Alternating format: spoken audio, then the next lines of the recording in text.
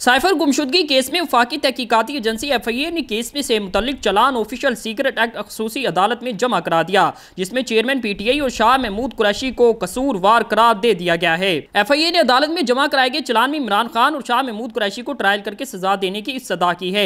ज़राए के मुताबिक असद उमर FIA की मुल्ज़मान की लिस्ट में शामिल नहीं, जबकि साबिक principal secretary Azam Khan FIA के गवाह बन गए हैं, जिनका 161 और 164 का बयान चलान के साथ मुंसलिक है। ज़राए के मुताबिक चलान में कहा गया है कि चेयरमैन PTI ने साइफर अपने पास रखकर स्टेट सीक्रेट एक्ट का गलत इस्तेमाल किया। साइफर कापी इमरान खान के पास पहुंची मगर वापस नहीं आई। ज़राए ने बताया कि FIA की जानिब से जमा कराए गए चलान में मजीद कहा गया है कि शाह महमूद ने 27 मार्च की तकरीर की, फिर चेयरमैन PTI की मामनत की तकरीर की ट्रांसक्रिप्ट CD भी मुंसलिक है। ज़राए के मुताबिक FIA ने 28 गवाहों की लिस्ट चालान के साथ अदालत में जमा करा दी। 27 गवाहों के 161 के बयानात कलमबंद होने के बाद चलान के साथ मुंसलिक हैं। साबिक सेक्रेटरी खारजा असद मजीद खान, सुहेल महमूद समेत एडिशनल सेक्रेटरी खारजा फैसल नियाज तिरमजी भी FIA के गवाहों में शामिल हैं, जबकि साइफर वजारत खारजा से लेकर वज़ीर आज़म तक पहुँचने तक तमाम चेन गवाहों में शामिल है।